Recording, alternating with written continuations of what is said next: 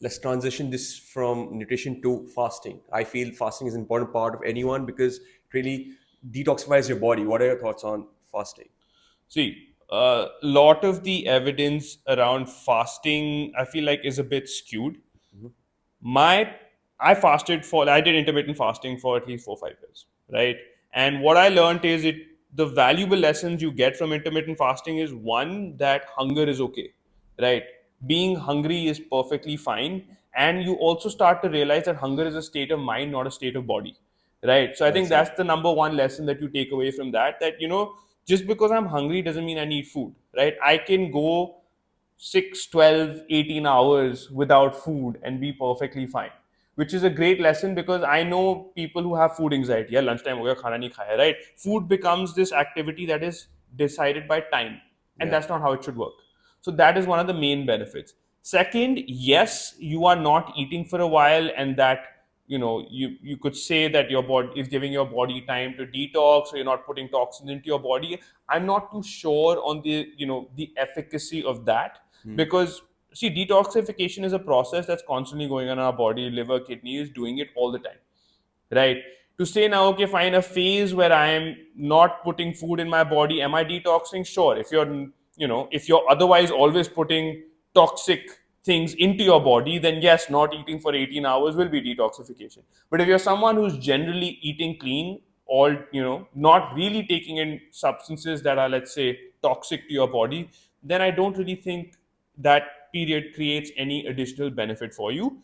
For me, it's a mental tool, in that, one, if you're eating fewer meals a day, it makes it easier to eat less, and second, it changes your relationship to food, which is what I mentioned earlier, is Wow.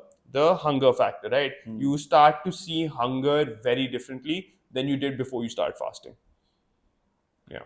And your mental capacity also increases as well because you can think clearly even when you're hungry. Because at the moment, the kind of lifestyle we people live is that we are revolving our life around the food we eat, what we want to have a lunch for or for dinner. We're just constantly thinking about the next meal while we're eating this one. So that is an important part. You said change your relationship with food, and that's essential to live a healthier life. What does Ishan do to live a healthier life?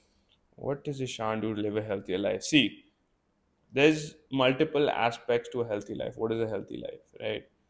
We have physical, which is what we eat and how we train. We have mental, which is what the work we do and how we feel. We have emotional, right, which is our relationships, the people around us, our relationship with ourselves, right? These are all essentially part of health, and I don't think one is more important than the other. So, for example, I start my morning as soon as I wake up. Let's say I wake up 6:30 or so, I meditate, right? That is my time for me. Can I sit with myself for half an hour, 40 minutes, and be at peace with myself? That's my mental check-in in the morning, right? Then my morning, my most productive hour, I like to have my little coffee or whatever after that. And then 7 to 9 o'clock is where anything I want to, that requires most of my brain power, is what I'll do that then. Uh, I like then training in the afternoon, which is the next kind of activity that I create for myself, because as a coach and with gyms, afternoon is the slowest time, right? So it's an easy plug to train then. Uh, and my training is two aspects of it. So one is, of course, strength training, which is I've been doing that 15, 16 years, but recently I really started to enjoy running. So I've tried to incorporate a lot of running, and I'm very strategic with my running, in that a few days I'm doing what's called low intensity zone 2 cardio, which is my heart rate is not going above 145, and then one day I do an interval session where I'm just doing long intervals, let's say 4 to 5 minutes, where I'm Mhm. trying to drive my heart rate up as high as I can. And they have different goals. One is for just general heart health. Second is for VO2 max. Get into that some other time, but those are my kind of training protocols that I'm following. And then along with that, I try and include flexibility, mobility on a regular basis as well. So that's my training. And other than that, I like to then have my dinner by 6:30. Um, Latest 7. I want to have dinner 3 hours before I go to bed, because that's really going to help me improve the quality of my sleep. And I'm usually asleep by 10:30. So 10:30 to 6:30, I have my full 8 hours of sleep. Other things, when I wake up, like to get as much sunlight as possible. I obviously have certain supplements that I take. Do I recommend supplements for everyone? No. I mean, I have supplements that I think I need. I can list them out: fish oil, creatine. I have ashwagandha, but I have that for specific reasons that I found in a blood test I took. Right? I'm not just going to go and say, "Oh, everyone should go have these things."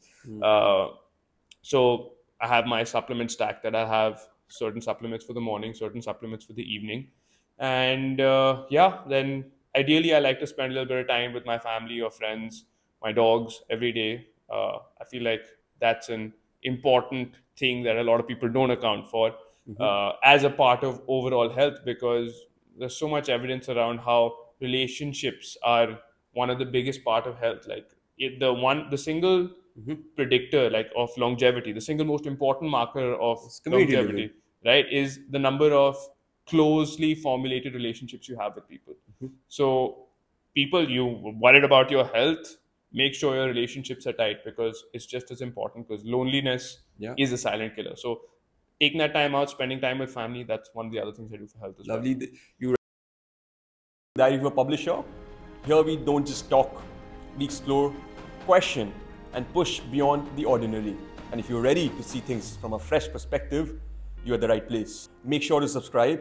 We're just scratching the surface, and the next conversation might just change how you see the world.